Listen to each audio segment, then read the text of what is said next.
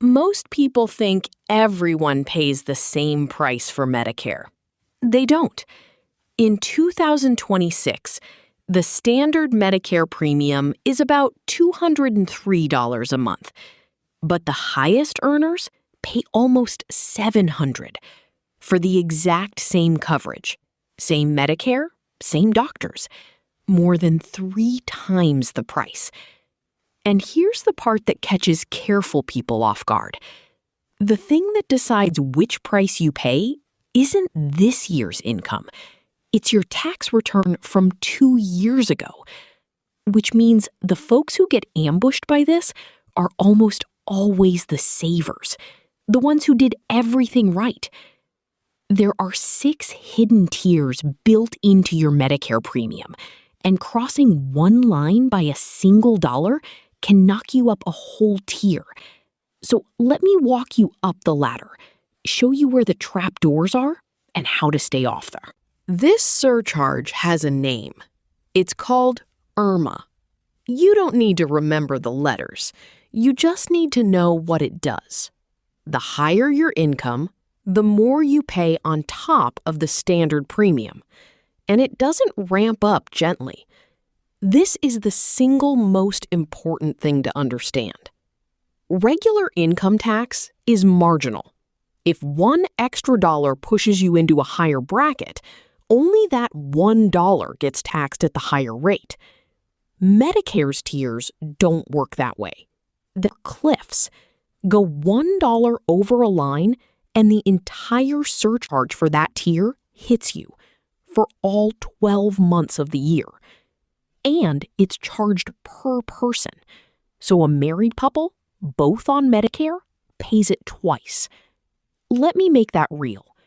In 2026, a couple whose income lands $1 over the first line, $218,000, doesn't pay a few cents more.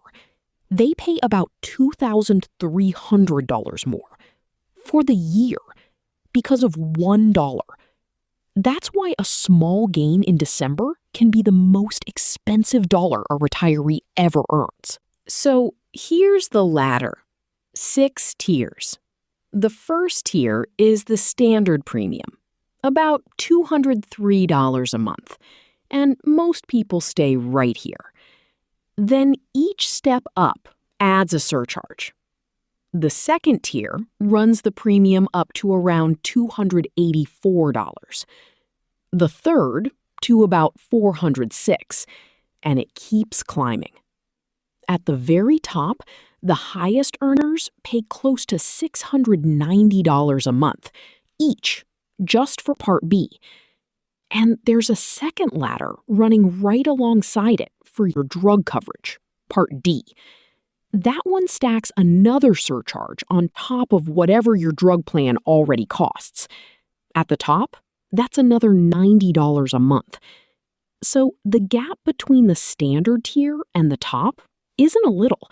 It's thousands of dollars a year per person for identical coverage. Now, the trap inside the trap.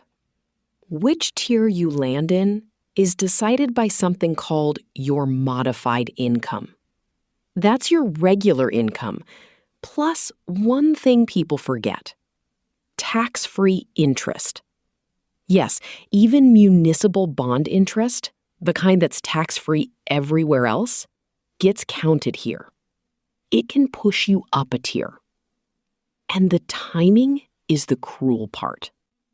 Medicare looks back 2 years. Your income in 2024 sets your premium in 2026.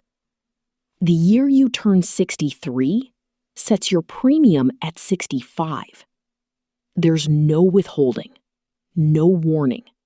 The bill just shows up in the mail the fall before, and almost nobody connects it to the Roth conversion or the home sale they did 2 years earlier. By the time you feel it, the dollar that caused it is long gone. So how do you stay off the trapdoors? It comes down to one idea. The planning happens early. Because Medicare looks back 2 years, the moves that matter happen before you turn 63. If you're going to do big Roth conversions, the cleanest time is before that 2-year window starts counting toward your Medicare premium. After that, every large one-time event needs a second look. A big withdrawal, selling the house, a fat year of capital gains. If you give to charity, give straight from your IRA after 70 and a half. It covers your required withdrawal without raising the income Medicare measures. And if your income is sitting near one of those lines in the year that counts, watch it like a tax bracket. A $1,000 gain you didn't need to take can cost you thousands 2 years down the road. Now, there is an appeal, but you have to understand exactly what it covers. It's a form called SSA 44, and it lets you ask Medicare to use your current lower income instead of that 2-year-old return, but only for a real life change. Retiring, losing a spouse, a divorce, your pension getting cut. 8 specific events, and that's the list. Here's the catch that trips people up. A Roth conversion is not a life event. A big required withdrawal is not a life event. Selling your home is not a life event. You cannot appeal those, which is the whole reason you plan around them ahead of time instead of fighting them after. The form only helps when your income genuinely dropped, not when you chose to take it. And there's one more trapdoor I want to name, because it's quiet and it's cruel. The widow's version.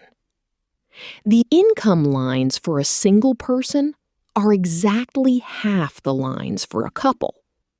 But when one spouse dies, the survivor's income doesn't drop by half. The required withdrawals keep coming. The investments still pay out. They keep the larger Social Security check.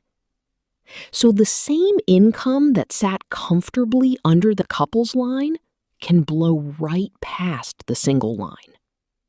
A surviving spouse can get bumped up a Medicare to you in the very same year they lost their husband or wife.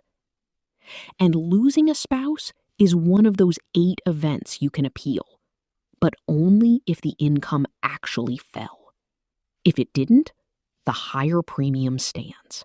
Let me keep this fair, because it's easy to scare people with this, and I don't want to.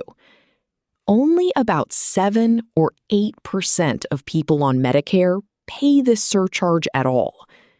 If your income is modest, none of this touches you. And it's decided fresh every year. So a one-time spike, a single big year, raises your premium for about 12 months. And then it falls back off once your income drops. This isn't a permanent brand. It's a toll charged on the years your income is high. And remember, even at the top, it's a surcharge on a premium, not a tax on your whole income. The cliff is real, but it's one line item, not your entire return. So here's where this lands. Your Medicare premium isn't one price, it's 6. And the one you pay was decided by a tax return you already filed 2 years ago. The people who get caught aren't careless. They're the savers, tripped up by their own good planning. So do one thing this week. Pull up your most recent tax return, the one from 2 years back, and find your modified income. Then look at where the nearest tier line sits. Because if you can see the line coming, you can step around it. And if you're about to convert or sell or take a big withdrawal near 63 or 65, find that line first. The dollar you don't see is the one that costs you. Once you can see it, it can't ambush you.